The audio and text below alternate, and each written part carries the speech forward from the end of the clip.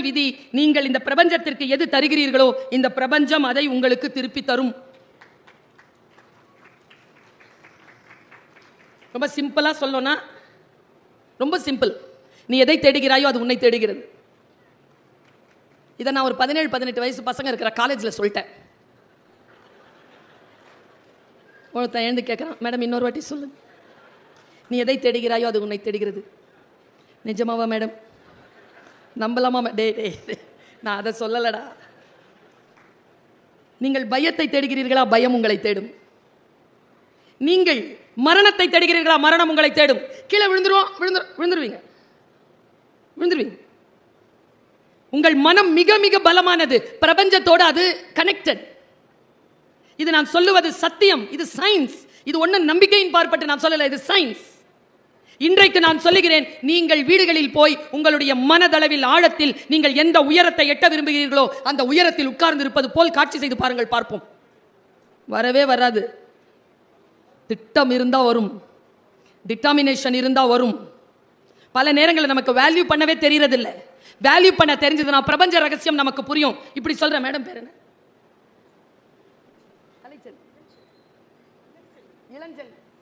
Ilanchelvi madam, நம்முடைய pass. நான் கடலூர் வந்துட்டு இருந்தேன், பர்ஸை தொலைச்சிட்டேன். நான் இளஞ்செல்வி மேடம் கிட்ட வந்து சொல்றேன், மேடம் பர்ஸை காணோம் மேடம். மேடம் என்ன கேட்பாங்க? எங்க தொலைச்சிங்க? பஸ்ல மேடம். எந்த பஸ்ல?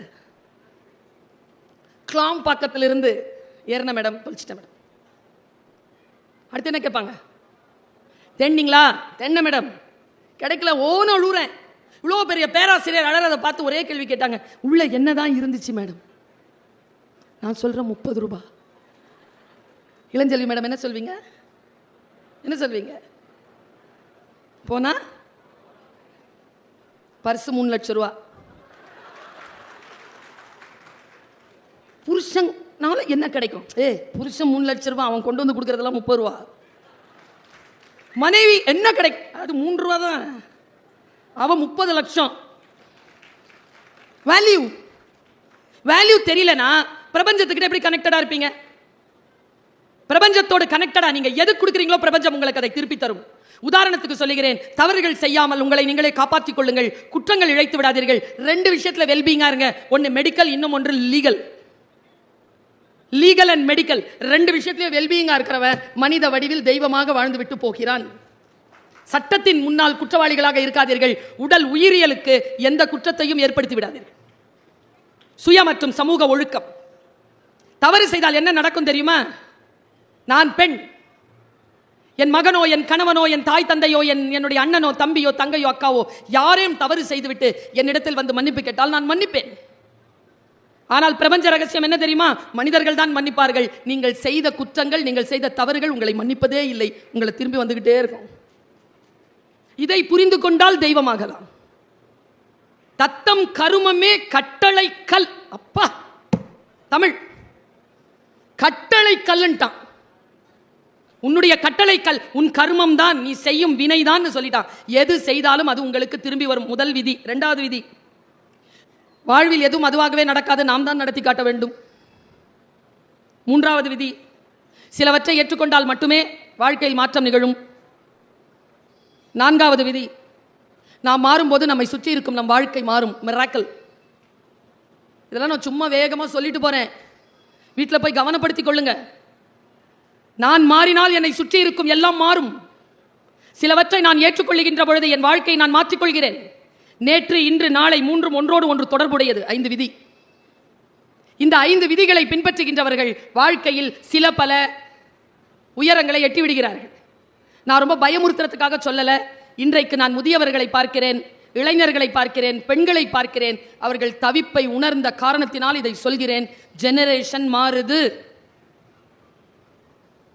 என் காலத்தில், என் வயசுல இருக்கிறவங்க 45 வயதை கடந்தவர்கள் இங்க இருந்தீங்கன்னா ஒரு விஷயம் தெரியும் உங்களுக்கு. 3rd இயர் கிட்ட பேசுறதுக்கு ஃபர்ஸ்ட் இயர் நம்ம ஏங்குவோம் சார். இன்னைக்கு காலேஜில் நான் டீச்சரா இருக்கேன். ஃபர்ஸ்ட் இயர் கிட்ட பேசுறதுக்கு 3rd இயர் ஏங்குது. இன்னைக்கு அப்படி இருக்காங்க. நான் உங்கள் எல்லாம் பார்த்து நான் வருத்தப்படுறேன், என்னையும் சேர்த்து, மேடையில் இருக்கிறவங்களையும் சேர்த்து. நாம தான் பெரியவங்க பேச்ச கேட்ட கடைசி தலைமுறை. இந்த சிண்டு வாண்டு நண்டு முண்டு பேச்ச கேட்க தொடங்கி இருக்கிற முதல் பரம்பரை. நம்ம அம்மா அப்பா எல்லாம் நம்ம பேச்சு மேடம் கேட்பாங்க. எவ்வளவு இன்னசென்ட்டா வளர்ந்தோம் நாம. 7ஆம் கிளாஸ்ல தான் எனக்கு பிரஷ் வாங்கி கொடுத்தாங்க எங்க அப்பா. அது வரைக்கும் கறி கோபால் பல்படி தான். நான் தலையண்டை வச்சு தூங்கி இருக்கேன் மேடம். எப்போ காலையில் விடியும் பிரஷ் யூஸ் பண்ணலான்னு. எனக்கு அப்போ என்ன தெரியல தெரியுமா? பிரஷ் தானே நைட்லையும் தேய்க்கலான்னு தெரியல. எவ்வளோ இன்னசென்ட்டாக இருந்திருக்கேன். 12 வயசில் அவ்வளோ இன்னசென்ட்டாக இருந்ததுனால தான் 45 வயசு கடந்து இவ்வளோ ஞானமாக பேசுகிறேன். அப்போவே எல்லாம் தெரிஞ்சிடணும் பிள்ளைக்கு. என் காலேஜில் வந்து ஒரு அம்மா கேட்குறாங்க, ஃபஸ்ட்டு ஸ்டாண்டர்ட் இங்கே கிடைக்குமா? காலேஜில், ஸ்கூலில் தான். அந்த ஸ்கூல் நல்ல ஸ்கூலா? எங்கள் ஸ்கூலு. போய் பாருங்கள் மேடம். ஃபஸ்ட் ஸ்டாண்டர்ட்க்கு நீட் எக்ஸாமுக்கு ப்ரிப்பேர் பண்ணுவாங்களா மேடம்? நான் என்ன சொன்னேன் தெரியுமா?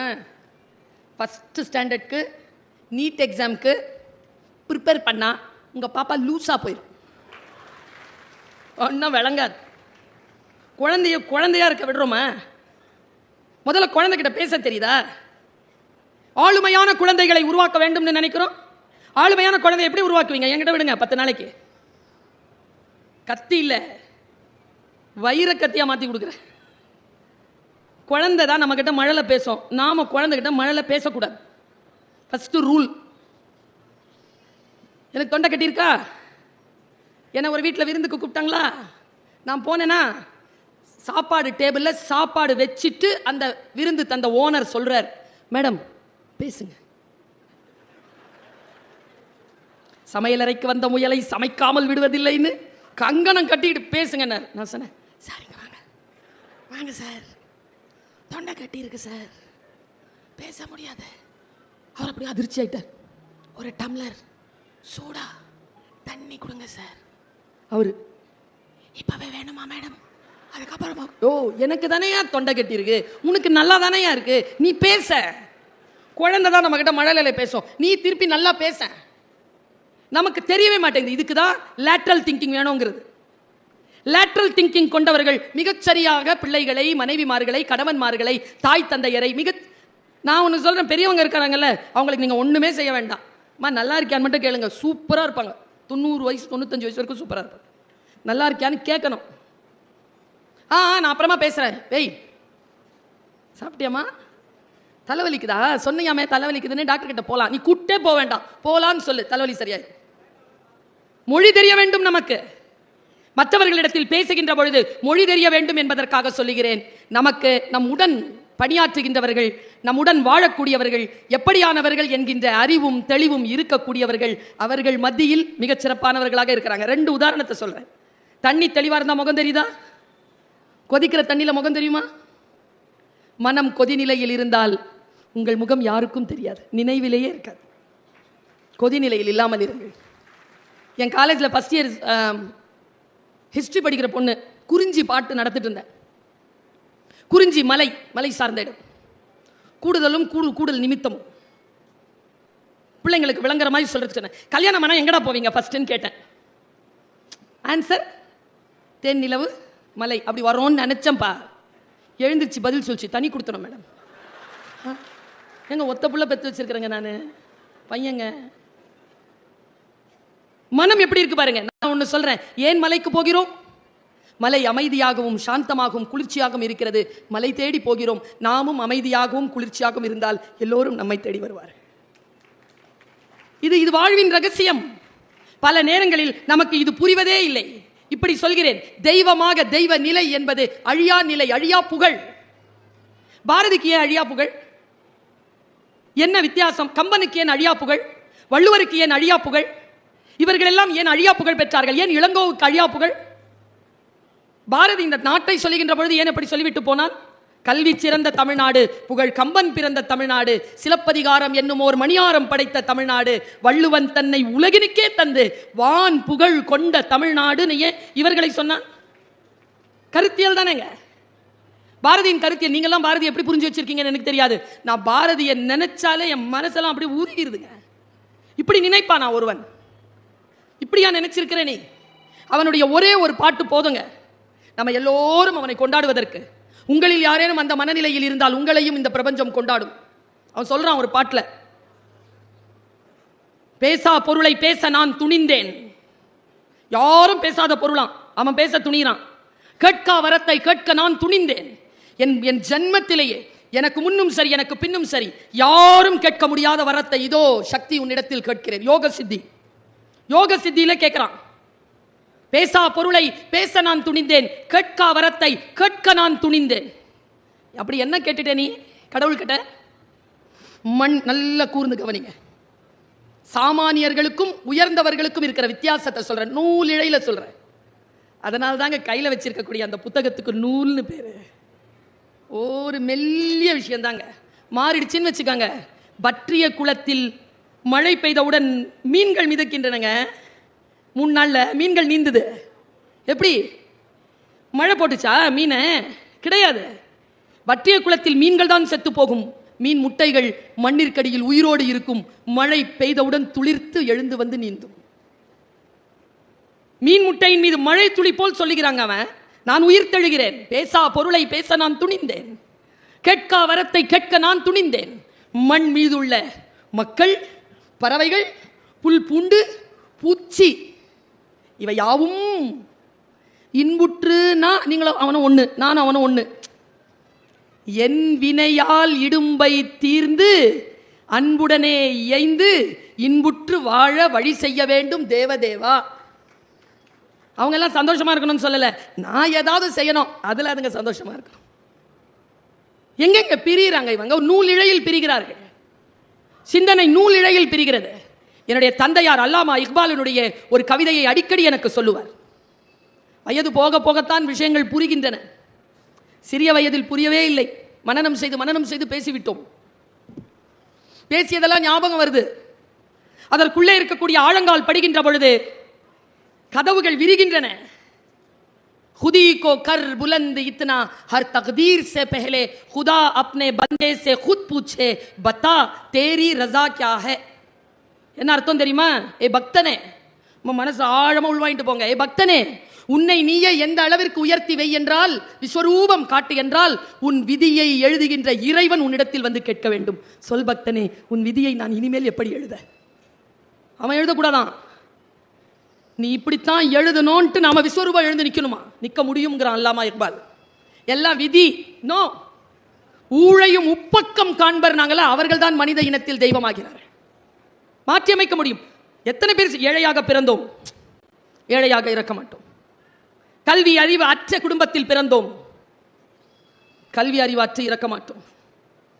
சுதந்திரமின்றி பிறந்தோம், அடிமையாக சாக மாட்டோம். நம்முடைய வாழ்க்கையின் உயர்வுகளை யார் ஒருவர் தானே தன்னுடைய கரங்களால் எழுதி கொள்கிறார்களோ அவர்கள் மனித உருவிலே தெய்வமாக உயர்த்த பெறுகிறார்கள். அந்த நிலைக்கு நாம் உயர வேண்டும் என்றால் சில பல விஷயங்களை சொல்லுகிறேன். இன்னைக்கு டைரியில் போய் எழுதி வச்சுக்கோங்க. வரலாறு இருக்குல்ல, ஏன்னா இப்படி சொல்றாங்களேன்னு நினைக்காதீங்க. வரலாறு முதல் வெற்றியை வெறும் காகிதத்தில் தான் எழுதி வைக்கிறது. 2வது வெற்றியைத்தான் வரலாற்றின் பொன்னேடுகளில் பொறிக்கிறது. ஃபர்ஸ்ட் வந்துட்டா போதும் இல்லை, ஃபர்ஸ்ட் வந்துக்கிட்டே இருக்கணும். அதான் வரலாறு. நான் இப்படி வந்துட்டேன், அப்புறம் 10th வந்தவன் ஏன் +2ல வர்றதில்லை? கொண்டாடி தீர்த்துறோம். Turn as a responsibility. வெற்றியை பொறுப்பாக மாற்றிக்கொள்ளுகின்றவர்கள் சாதனையாளர்களாக உயர்கிறார்கள். நான் குழந்தைகளுக்கு சொல்லுவேன், சாதனையாளர்கள் யார்? தவறே செய்யாதவர்களா? கிடையாது. ஒரே தவறை திரும்ப செய்யாதவர்கள். எல்லாம் தப்பு செஞ்சவன் தான், ஒரே தப்பை திரும்ப செய்ய மாட்டான். அவன் சாதனையாளராக இருக்கிறான். நான் இப்படி யோசித்து பார்க்கிறேன், நம்முடைய வாழ்க்கை நமக்கு எத்தகைய வாய்ப்புகளை, சிந்தனைகளை தருகிறது. நான் இதை ஒரு 4-5 கூட்டத்தில் எனக்கு தெரிந்து நான் மிக உணர்ச்சிவசப்பட்டு சொல்வதுண்டு. எனக்கு தெரியாது உங்களுடைய மனநிலை எப்படி இருக்குன்னு எனக்கு தெரியாது. நான் சொல்றேன், நான் 22ஆம் தேதி வர வேண்டியவன், வர முடியல. சரியா? இன்னைக்கு வந்திருக்கேன். யார் என்னை அழைத்து வந்தது சொல்லட்டுமா? இந்த கூட்டத்தில் யாரோ ஒருவர் இருக்கிறீர்கள், மிக தீவிரமாக இருக்கிறீர்கள். வந்து அவங்க பேச்சை கேட்கணும்ட்டு பிரபஞ்சம் தூக்கிட்டு வந்து என்ன அப்படி வீசிருச்சு உங்க முன்னால. உடம்பு சரியில்லை, நோவே. Tight schedule, நோவே. வா, கிளம்பு, வா. இழுத்து வருங்க. நான் உண்மையை சொல்றேன், இழுத்து வரும். ஆனா அது நமக்கு புரியுற சக்தி இருக்கணுமே. கொஞ்சம் அந்த அவுட் ஆஃப் த பாக்ஸ், கொஞ்சம் வெளியில வாங்க பார்ப்போம். பெண்களுக்கு சொல்றேன், சார் வருத்தப்படுவார், இந்த அம்மாவை கூட்டு வராம இருந்திருக்கலாமோ. ஏன் 50 வயசுக்கு மேல கண்கள்ல நிரந்தர சோகமும் நிரந்தர கோபமும் வருது பெண்களுக்கு? ஏனென்றால் செய்ய விரும்பாததையெல்லாம் செய்து கொண்டே இருக்கிறீர்கள். அவங்க கிட்ட கேட்டு பாருங்களேன், நான் இல்லைன்னா எதுவுமே நடக்காது மேடம். ரகசியம் சொல்லவா? கம்முன்னு இரு, எல்லாம் நடக்கும். எல்லாவற்றையும் போட்டு சுமந்து கொள்ளாது. உங்களுடைய உடல் நலம், உங்கள் கணவனுக்கும் உங்கள் குழந்தைக்கும் நீங்கள் தருகின்ற ஆகப்பெரிய பரிசு பெண்களே உங்கள் ஆரோக்கியம்தான் என்பதனை எப்பொழுது நீங்கள் புரிந்து கொள்வீர்களோ அப்பொழுது உங்கள் குடும்பத்திற்கு you are become an asset. சொத்தாக மாறுகிறீர்கள். லயபிலிட்டியா இல்ல. லயபிலிட்டியா இல்லாம இருக்கணும்னா உங்களை நீங்கள் பார்த்துக் கொள்ள வேண்டும். உங்களை நீங்கள் பார்த்துக் கொள்வது குற்றம் இல்லை. முதல்ல இந்த நினைப்பிலிருந்து வெளியில வாங்க. என்னை நானே பார்த்துக் கொள்வது குற்றம் என்கின்ற நிலையிலிருந்து வெளியில வாங்க. கொலை எப்படி குற்றமோ தற்கொலையும் அவ்வளவு பெரிய குற்றம் தான். நம்மை நாமே பாதுகாத்துக் கொள்கிறோமா? பார்த்துக் கொள்கிறோமா? சொற்களை எப்படி புரிஞ்சுக்கிறதுன்னு சொல்றேன். நேரடியா புரிஞ்சுக்க முடியாது. நான் இப்படி சொல்லவா? நீங்கள் எதையோ தேடி வந்திருப்பீர்கள். உங்களுடைய ஞானம், உங்களுடைய மனநிலை சரியா கனெக்ட் ஆச்சுன்னா தேடி வந்ததை விட சிறப்பானதை பெற்றுக்கொள்வீர்கள். இதுதான் விஷயமே. உங்களுடைய பாத்திரம் பெருசா இருக்கணுமே, பாத்திரம் சரியா இருக்கணுமே. மழை பெய்து பாத்திரத்தில் நிறைச்சிக்கிறீங்க, கடலும் ஆறும் கிணறும் நிரம்பி கொண்டிருக்கிறது, பாத்திரம் பெருசு. பாத்திரம் எவ்வளவு இருக்கும் அவ்வளவுதானே நிறையும். பாத்திரத்தை எப்படி பெரிதாக்கிக் கொள்வது? பாத்திரத்தை பெரிதாக்கிக் கொள்ளக்கூடிய ஒரு சிந்தனை சொல்லவா? ஒரு சிந்தனை சொல்றேன். என் வாழ்க்கையில் நான் மறுபடியும் நினைத்து விடவே கூடாது அப்படின்னு நினைக்கிற ஒரு விஷச்சொல் உள்ளே மறைந்திருக்கு. நான் இப்ப சொல்ல போற விஷயத்துல ஒரு விஷச்சொல் மறைந்திருக்கு. அதை நினைக்கின்ற பொழுதெல்லாம் நான் வாடுகிறேன். ஆனால் என் மக்களின் மீது நான் பேரன்பு கொண்ட காரணத்தினால் அந்த விஷயத்தை ஒவ்வொரு துளியாக ஒவ்வொரு நேரத்திலும் விழுங்குகிறேன். 1997 முதல்ல வெளிநாட்டுக்கு என்ன பேச கூப்பிடுறாங்க. 9 மணிக்கு ஃப்ளைட், மலேசியன் ஏர்லைன்ஸ். மீசாப்பேட்டையிலேருந்து கிளம்புறேன். கையில பெட்டி, காலில் ஷூ மாட்டினேன். பெட்டி எடுத்துட்டு அப்படி போறேன். எங்க அம்மா அப்படி நிறுத்துச்சு என்ன. சுல்தானா உள்ள அப்பா, ஏற்கனவே அப்பாட்ட எல்லாம் போய் காலில் விழுந்தெல்லாம் துவா வாங்கிட்டேன். போன்றார் அப்பா. நான் இங்க நிக்கிறேன்னா அது காரணம் எங்க அப்பா தான். சாம மனுஷன், சூப்பர் சூப்பர். எங்க அண்ணன் ஒரு நாள், நான் என்னமோ ஒரு தப்பு பண்ணிட்டேன். என்ன தப்பு இருந்தோ, அண்ணனோட அண்ணன் ஃபோன் வருது. வெளியில நின்று சோடா குடிச்சிட்டேன் பெட்டி கடையில். வீட்டில் வந்து எங்கள் அண்ணன் வந்து புக்கு பேப்பரு எல்லாம் தூக்கி போட்டு கிருஷ்ணாயில் போட வந்துட்டார். கிருஷ்ணாயில்னா தெரியும்ல, மண்ணெண்ணெய். கிருஷ்ணா ஆயில் என் பேர் அது ப்ளூவாக இருக்கும், அதனால் அது போடுறதுக்கு வந்துட்டான். எங்கள் அப்பா 4 அடி தான், எங்கள் அண்ணன் 6 அடி. நேராக எங்கிருந்து வந்தாருன்னு தெரியலிங்க. என்னுடைய சர்டிஃபிகேட், என்னுடைய கப்பு எல்லாத்தையும் போட்டு அண்ணன் எரிக்க போகிறான். எங்கள் அப்பா பறந்து வந்தாருங்க எங்கிருந்தோ. இப்படி நிறுத்துறாருங்க அண்ணனை. அப்பா குள்ளம்ல என்ன செய்யற? அப்பா எங்களை அடித்தது கிடையாது, திட்டினது கிடையாது, ரொம்ப சாஃப்ட் எங்கள் அப்பா. என்ன பண்ணுற? வெளியில் நின்று ஒரு திட்டு சொல்லிட்டு ரோட்டில் சோடா குடிச்சு என்ன பண்ண போற? எரிச்சிடலாம். நாலுலேருந்து ஸ்கூல் கிடையாது. 10th நான் இல்லை 11th கிடையாதுன்ன உடனே என்ன தெரியுமா பண்ணாரப்பா? இரு அப்படின்னு கையில் இந்த பெட்டி எடுத்து வச்சுட்டு, அவ உன் பொண்ணு இல்லை, என் பொண்ணு. அவ குடிச்சா, வெளியில் நின்று குடிச்சானா குடிக்க வேணாம்னு சொல்ல அவ செய்ய மாட்டா. இல்லை அவ துணியெல்லாம் போட்டு எரிப்பேன் அப்படின்னு சொன்னா இல்லை. அண்ணன் இது எப்போ தெரியுமா சொல்றார்? அப்பா இறந்த அன்னைக்கு சொன்னார். இவரால் தான் நீ நின்று கொண்டிருக்கிறாய், இவரால் தான் உலகமெல்லாம் சுற்றுகிறாய், இவர்தான் எத்தனையோ சங்கடங்களை கடந்து உன்னை அப்படி தூக்கி நிறுத்தியவர், உன் தகப்பனார், அவருக்காக துவா செய் என்று சொன்னார். அந்த அப்பாவை பத்தி ஒரு மேட்டர் சொல்றாங்க எங்க அப்பா. Super matter. கையில நான் ஒரு 5 நிமிஷத்துல முடிச்சிடறேன். கையில சூட்கேஸோட நிக்கிறேன். அம்மா கேட்குறாங்க, எத்தனை மணிக்குமா ஃப்ளைட்? 9 மணிக்கு. இப்போ மணி 4 தானே ஆச்சு? ஆமாம். ரொம்ப தூரம் போகணும்ல, ஆட்டோவில் போகணும். ஒன்று செய், ஒரு வார்த்தை சொல்கிறேன் கேட்டுப்போ. என்னம்மா? நீ பிறந்த போது உங்கள் அப்பா உன்னை பார்க்க வரல. ஏன்? எங்கள் அப்பாவை பார்க்குறேன். எங்கள் அப்பா இப்படி குனிஞ்சு உட்காந்துருக்கேன். ஏன் பார்க்க வரல? கருப்பா பிறந்துட்ட பொண்ணு, மறுபடியும் அப்பாவை பார்க்குறேன். உண்மைதான், எங்கள் அப்பா என்னை பார்க்க வரல. எங்கள் அம்மா என்ன பண்ணியிருக்கு, 3 நாளில் எடுத்து வெளியில் போட்டிருக்காங்க அம்மாவை. குழந்தைய கீழே விட்டா ஜன்னி பிடிச்சிக்கொண்டு பழைய சேலையில் என்னை சுற்றி இப்படி உட்கார வச்சுக்கிட்டு கையில் இருக்கிற பொட்டி தூக்கிக்கிட்டு அந்த கூடை தூக்கிட்டு வெளியில் வந்துட்டாங்க. 1 ரூபா இருந்தது. துப்புரவு தொழிலாளருக்கு அந்த அம்மாக்களுக்கெல்லாம் 75 பைசா கொடுத்துட்டு 4 பயத்தில் அம்மாவுக்கு பால் வரல, நான் எனக்கு பால் இல்லை. வெளியில் வந்து பஸ் ஏற தெரியாது, அப்பா வீட்டுக்கு போக தெரியாது. அம்மா இதெல்லாம் சொல்கிறாங்க. எப்போ? பெட்டி வச்சுட்டு நிற்கிறேன், தெரியாது. மாமா வீட்டுக்கு போகிறேன். ரிக்ஷாக்கார ஒருத்தர் இருந்தார், பார்டர் தோட்டம் ஸ்டான்லி ஹாஸ்பிட்டல் கிட்ட கூட்டு போவியா, பச்சை உடம்புக்காரி, புள்ள பெற்றிருக்கேன், புருஷன் பார்க்க வரல, மாமனார் வீட்டுக்கு போனோம். அவர் ஏற இறங்க பார்த்தாராம், 1 ரூபா ஓனாராம். இந்த பாரு 4 தான் இருக்குது, 4 உனக்கு கிடையாது, 15 பைசா தான் உனக்கு. 15 பைசா பிள்ளைக்கு பாலுக்கு, உனக்கு 10 பைசா தான். கூட்டு போவையா இல்லையான்னு மிரட்டியிருக்காங்க. ஏறுமான்ட்டாங்க. அம்மா சொல்கிறாங்க, இப்படி தூக்கிட்டு உன்னை ஏறினேன், அப்போ 2 காலம் இப்படி என் பழைய புடவையிலேருந்து தொங்கிட்டு இருந்தது, இத்தினூண்டு கால் பிங்க் கலரில் இப்படி ஆடிக்கிட்டு இருந்தது. ரிக்ஷாவில் அனாதையா யாரும் இல்லாமல் உன்னை நான் இப்படி ஏற்றிக்கிட்டு வந்தேன். அந்த 2 பிங்க்கு கால் தான் இப்போ செருப்பு போட்டுக்கிட்டு ஃப்ளைட் ஏற போகுது. எங்கே கனெக்ட் பண்ணுறாங்க அம்மா, அது மேட்ரு இல்லை. போகும்போது கடல் எங்கேயாவது இருந்துச்சுன்னா கால் நினச்சிரு. நான் சொன்னேன்ல, மனம் இருந்தால் பறவை கூட்டில் மான்கள் வாழலாம். பெருசு பாத்திரத்தை பெருசாக வச்சுக்கிறது. எப்படி சொல்கிறாங்க பாருங்க. போகிறேன், கடல் இருந்தால் கால் நினச்சிரு. ஏன்? என் புள்ள கால் தொட்ட தண்ணி உலகமெல்லாம் சுத்தம். அது மேட்ரு, அதுவும் மேட்ரு இல்லை. நான் போனேன், கால் நான் நினச்சேன். இப்போது 31 நாடுகளுக்கு மேல் பயணம் செய்து கொண்டிருக்கிறேன். சூட்சுமம் என்ன தெரியுமா? ஒரு டிக்கெட்டை கூட சொந்த செலவில் வாங்கினதில்லை. இப்போ போயிட்டு வர்றது கூட மாவட்ட நிர்வாகம் தான் கொடுக்குது. இது ஏன் நிகழ்ந்தது தெரியுமா? என்னை கூட்டிகிட்டு போனார்ல ரிக்ஷாக்கார், 10 பைசா வாங்கலை.